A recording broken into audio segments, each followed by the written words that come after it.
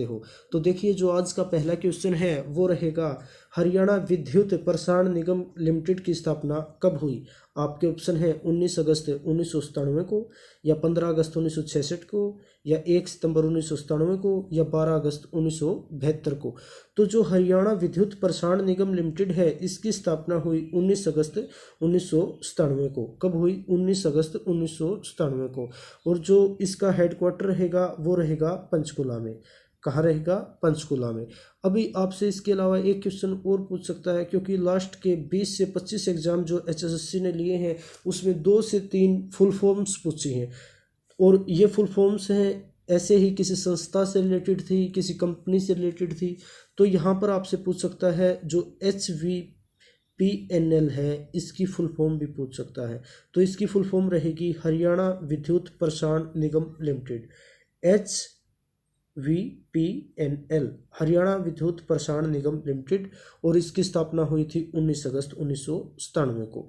Next question की बात करें तो देखिए, हरियाणा इलेक्ट्रिसिटी रेगुलेटरी कमीशन है उसकी स्थापना कब हुई? आपके ऑप्शन है 15 मार्च 1997 को, या 17 अगस्त 1998 को, या 20 अक्टूबर 1999 को, या 29 दिसंबर 1992 को। तो जो हरियाणा इलेक्ट्रिसिटी रेगुलेटरी कमीशन है इसकी जो स्थापना हुई ये हुई 17 अगस्त 1998 को। कब हुई? 17 अगस्त 1998 को। और इसका भी जो हेड ऑफिस है वो कहाँ पर रहेगा? पंचकुला में। इसके अलावा ये क्वेश्चन भी पूछ सकता है कि इसके चेयरमैन कौन है? तो जो इसके चेयरमैन रहेंगे वो रहेंगे आपके श्री RK पचनाड़ा है, जो ये रिटायर्ड IPS ऑफिसर हैं, रंजीत कुमार पचनाड़ा, ये रहेंगे जो हरियाणा इलेक्ट्रिसिटी रेगुलेटरी कमीशन है उसके चेयरमैन। अब यहाँ से भी आपसे पूछ सकता है कि भाई बताइए HERC है इसकी फुल फॉर्म बताइए।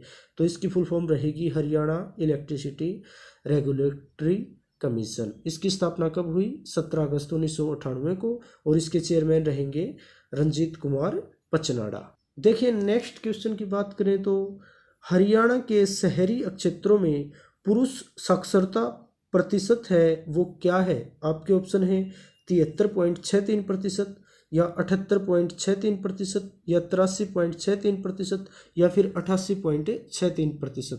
तो जो शहरी क्षेत्र हैं उनमें जो पुरुष साक्षरता प्रतिशत है वो रहेगी 88.63%। कितनी रहेगी? 88.63%। देखिए नेक्स्ट क्वेश्चन है, हरियाणा का कौन सा जिला 28 डिग्री 30 मिनट से 30 डिग्री उत्तरी अक्षांश तथा 76 डिग्री 21 मिनट से 77 डिग्री पूर्वी देशांतर के मध्य विस्तृत है? तो ये जो पूछा है ये अक्षांश और देशांतर का विस्तार है। तो ये पूछा है कि इनके मध्य में हरियाणा का कौन सा जिला है वो फैला हुआ है। आपके ऑप्शन है रोहतक, हिसार, कुरुक्षेत्र, या फिर कैथल। तो इसका आंसर रहेगा कुरुक्षेत्र, जो 28 डिग्री 30 मिनट से लेकर 30 डिग्री उत्तरी अक्षांश व 76 डिग्री 21 मिनट से लेकर 77 डिग्री पूर्वी देशांतर तक कौन सा जिला फैला हुआ है? कुरुक्षेत्र जिला।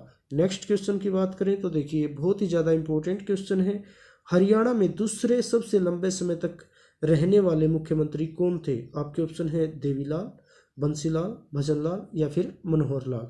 तो यहाँ पर जो आपका आंसर रहेगा वो रहेगा चौधरी बंसीलाल। वैसे तो ये 3 बार CM बने थे, लेकिन जो HSSC है वो कई बार इन्हें सबसे लंबे समय तक रहने वाला CM भी मान लेती है, लेकिन जो सबसे लंबे समय तक रहने वाले CM थे वो थे चौधरी भजनलाल। ये 12 वर्ष तक CM रहे थे। इसके अलावा आपसे ये भी क्वेश्चन पूछ सकती है कि भाई सबसे ज़्यादा बार मुख्यमंत्री हैं वो कौन बने? तो ओम प्रकाश चौटाला हैं, वो सबसे ज़्यादा बार है जो वो मुख्यमंत्री बने हैं। कितनी बार? 5 बार। इसके अलावा आपसे क्वेश्चन पूछ सकता है कि सबसे कम समय तक रहने वाले मुख्यमंत्री बताइए हरियाणा के, तो वो भी कौन थे? ओम प्रकाश चौटाला। ये केवल 5 दिन तक क्या रहे थे? CM रहे थे। और इनके कार्यकाल में क्या हुआ था? तीसरी बार जो राष्ट्रपति शासन है वो लगा था हरियाणा में। नेक्स्ट क्वेश्चन है, बनारसी दास गुप्ता हरियाणा के किस जिले के रहने वाले थे? आपके ऑप्शन है भिवानी, हिसार, सिरसा, या फिर कैथल।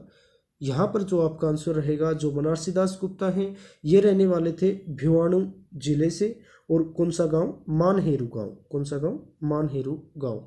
इसके अलावा आपको पता होना चाहिए, जब बनारसी दास गुप्ता सीएम थे, कब थे? 1967 में।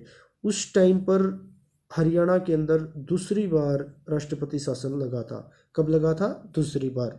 नेक्स्ट क्वेश्चन की बात करें, और एक और बात ध्यान रखना, जो बनारसी दास गुप्ता हैं ये एक ऐसे शख्स रहे हैं हरियाणा के, जो मुख्यमंत्री भी रहे हैं, उप मुख्यमंत्री भी रहे हैं, डिप्टी सीएम, और ये हरियाणा की जो विधानसभा है उसके अध्यक्ष भी रहे हैं। कौन? बनारसी दास गुप्ता। तो ये क्वेश्चन यहाँ से बहुत ही ज़्यादा इंपॉर्टेंट रहने वाला है। नेक्स्ट क्वेश्चन की बात करें, भिवानी में पहली बार नहर कब लाई गई?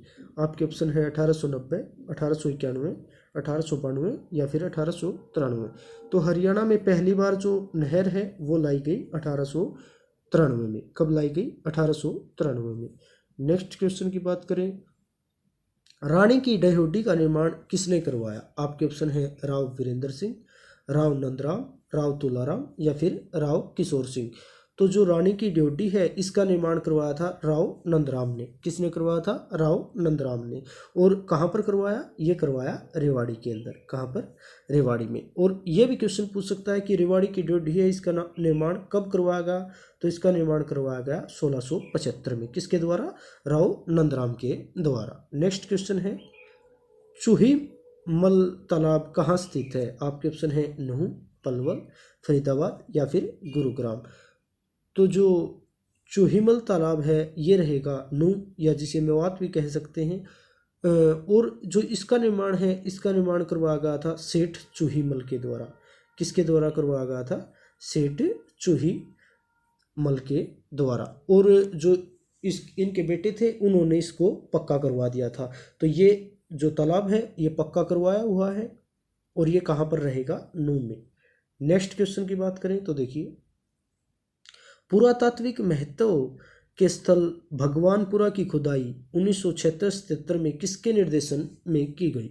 आपके ऑप्शन है श्री बालमुकुंद शर्मा, श्री हरीश अरोड़ा, श्री जगतपति जोशी या श्री कांति प्रसाद मौर्य। तो जो भगवानपुरा है जिसे भागपुरा भी कहते हैं, और ये कहाँ पर रहेगा? ये रहेगा कुरुक्षेत्र में। पूछ रहा है जो इसके उत्खनन का कार्य है वो किसके निर्देशन में किया गया? तो ये किया गया श्री जगतपति जोशी। कौन से जोशी? जेपी जोशी, जगतपति जोशी। और ये भी क्वेश्चन पूछ सकता है कि जो भगवानपुरा है इसकी खोज किसके द्वारा की गई? तो ये की गई थी श्री RS विष्ट के द्वारा इसकी खोज की गई थी।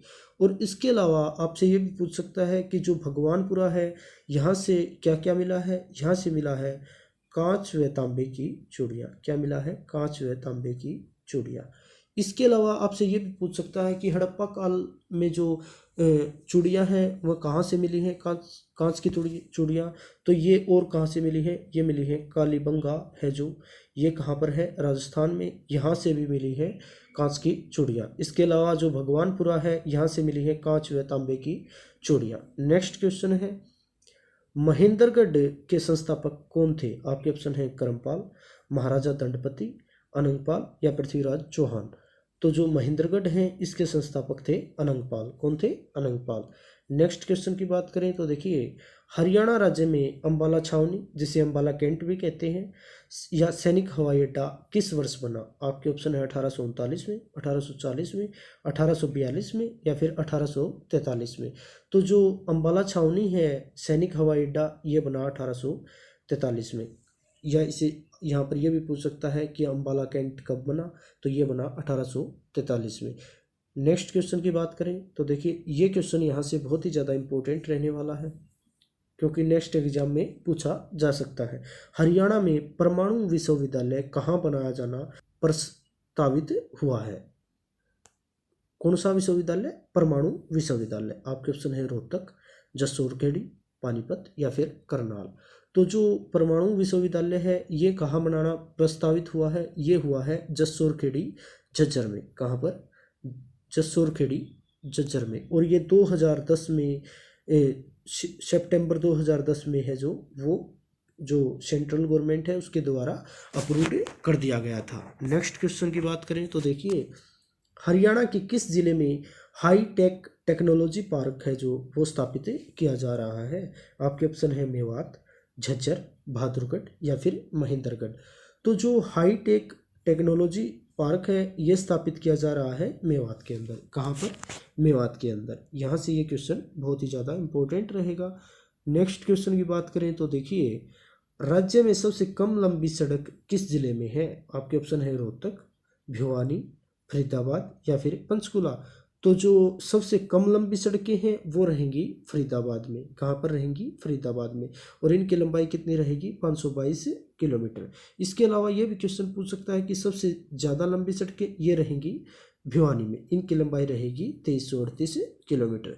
नेक्स्ट क्वेश्चन की बात करें तो देखिए, ओपी जिंदल ग्लोबल विश्वविद्यालय की स्थापना कब हुई? आपके ऑप्शन है 2004, 2006, 2007 या फिर 2009। तो जो ओपी जिंदल विश्वविद्यालय है इसकी स्थापना हुई 2009 में। कब हुई? 2009 में। और ये कहाँ पर रहेगी? ये रहेगी सोनीपत के अंदर। कहाँ पर? सोनीपत के अंदर। नेक्स्ट क्वेश्चन की बात करें, हरियाणा के रामकृष्ण गोपाल वीर सेनानी मेरठ क्रांति के समय किस शहर के नायाब कोतवाल थे? आपके ऑप्शन है मेरठ, मुजफ्फरनगर, दिल्ली या फिर गाजियाबाद। तो जो हरियाणा के रामकृष्ण गोपाल हैं ये जो जब मेरठ क्रांति हुई उस टाइम पर मेरठ के थे जो वो नायाब कोतवाल थे। क्या थे? नायाब कोतवाल। नेक्स्ट क्वेश्चन की बात करें तो देखिए, अक्टूबर 1886 में रोहतक में किसकी अध्यक्षता में कांग्रेस की एक सार्वजनिक सभा संपन्न हुई? आपके ऑप्शन है पंडित नेकीराम शर्मा, मोहम्मद खां या फिर राय बहादुर या इनमें से कोई नहीं। तो जो 1886 के अंदर है जो रोहतक में जो कांग्रेस की एक सार्वजनिक सभा संपन्न हुई थी तो इसकी अध्यक्षता है वो किसने की थी? ये की थी राय बहादुर ने। किसने की थी? राय बहादुर ने। नेक्स्ट क्वेश्चन की बात करें तो देखिए, बलुई दोमट व दोमट मिट्टी का मिश्रण कौन कौन सी मिट्टियाँ होती हैं? आपके ऑप्शन है अति हल्की मिट्टी, मध्यम मिट्टी या फिर हल्की मिट्टी या इनमें से कोई नहीं। तो यहाँ पर जो आपका आंसर रहेगा वो रहेगा हल्की मिट्टी। जो हल्की मिट्टी है ये दो प्रकार की होती है, एक तो होती है बलुई मिट्टी या फिर अपेक्षाकृत बालू दोमट मिट्टी भी बोल सकते हैं। तो ये बलुई दोमट मिट्टी और जो दोमट मिट्टी है इसका मिश्रण होता है। यहाँ से आपसे ये भी पूछ सकता है जो बलुई दोमट मृदा है ये कहाँ पर पाई जाती है? ये पाई जाती है सिरसा व डबवाली में। कहाँ पर पाई जाती है? सिरसा की जो डबवाली तहसील है वहाँ पर पाई जाती है बलुई दोमट मृदा। इसके अलावा ये भी क्वेश्चन पूछ सकता है जो अपेक्षाकृत बालू दोमट मृदा है ये कहाँ पर पाई जाती है? तो ये पाई जाती है भिवानी में, इसके अलावा रेवाड़ी में और इसके अलावा गुरुग्राम और जो हिसार है वहाँ पर पाई जाती है। और जो इसके अंदर है जो पानी ग्रहण करने की क्षमता है वो ज़्यादा होती है और इसके कारण यहाँ पर फसल है जो वो अच्छी होती है। नेक्स्ट क्वेश्चन की बात करें तो देखिए, निम्न में से किस पक्षी विहार की स्थापना डॉक्टर सलीम अली के प्रयासों से हुई? आपके ऑप्शन है सुल्तानपुर पक्षी विहार या फिर कलेसर पक्षी विहार या फिर भिंडावास या इनमें से कोई नहीं। तो जो यहाँ पर आपका आंसर रहेगा वो रहेगा सुल्तानपुर पक्षी विहार। जो सुल्तानपुर पक्षी विहार है ये कहाँ पर रहेगा? ये रहेगा गुरुग्राम के अंदर। कहाँ पर रहेगा? गुरुग्राम के अंदर। और इसकी स्थापना किसके प्रयासों से हुई? डॉक्टर सलीम अली के प्रयासों से हुई। इसके अलावा जो कलेसर पक्षी विहार है ये रहेगा आपका यमुनानगर में। कहाँ पर रहेगा? यमुनानगर में। इसके अलावा जो भिंडावास है ये रहेगा झज्जर में। कहाँ पर रहेगा? झज्जर में। इसके अलावा झज्जर में भिंडावास नाम से एक झील भी है तो ये भी याद रखना। नेक्स्ट क्वेश्चन की बात करें जो कि बहुत ही ज़्यादा इम्पोर्टेंट है। ये क्वेश्चन है जो पुरली नामक आभूषण है वो किस अंग में पहना जाता है? आपके ऑप्शन रहेंगे नाक का छिद्रदार आभूषण या फिर पाँव में पहनने वाला आभूषण या इसके अलावा अनामिका अंगुली में पहनने वाला आभूषण या फिर कलाई में बांधने का आभूषण। तो जो पुरली आभूषण है, कौन सा आभूषण? पुरली आभूषण। जो पुरली आभूषण है ये पहना जाता है महिलाओं के द्वारा। किसके द्वारा पहना जाता है? महिलाओं के द्वारा। और कहाँ पर पहना जाता है? नाक में पहना जाता है। और ये एक प्रकार का छिद्रदार आभूषण होता है।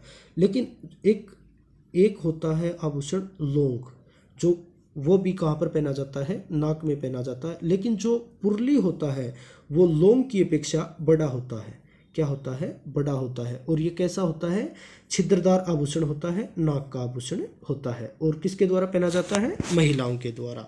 नेक्स्ट क्वेश्चन है, मेला बाबा समक्सा किस जिले में लगाया जाता है? जो बाबा समक्सा का मेला है वो कहाँ पर लगाया जाता है? ये पूछा गया है। आपके ऑप्शन है झज्जर, या फिर कुरुक्षेत्र, या फिर सोनीपत, या फिर रोहतक। तो जो समक्सा का मेला है वो लगाया जाता है सोनीपत के जो जुबड़ू नामक गांव में लगाया जाता है। कहाँ लगाया जाता है? सोनीपत जिले में लगाया जाता है। नेक्स्ट क्वेश्चन की बात करें तो देखिए, अग्रसेन जयंती मेले का हरियाणा में मुख्य धाम है। आपके ऑप्शन है स्थलबहुर, अग्रोहा हिसार, या फिर किलोई रोहतक, या फिर उचाना जींद। तो जो अग्रसेन जयंती मेला है वो कहाँ पर लगता है? ये लगता है अग्रसेन जयंती के मौके पर अग्रोहा हिसार में। कहाँ पर लगता है? अग्रोहा हिसार में।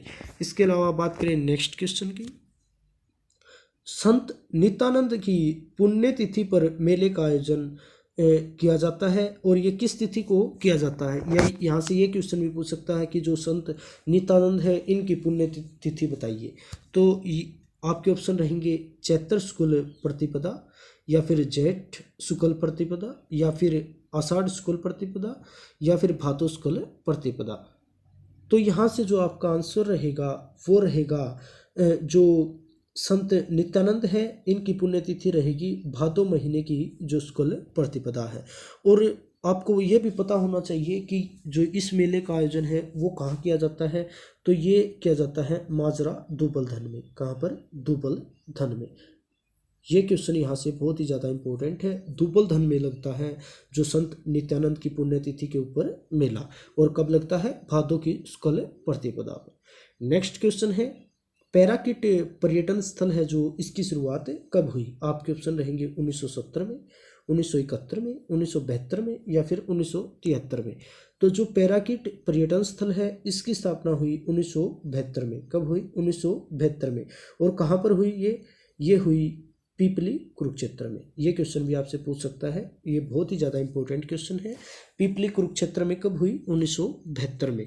नेक्स्ट क्वेश्चन की बात करें तो देखिए, कुश्ती खिलाड़ी हरदीप सिंह का संबंध किस जिले से है?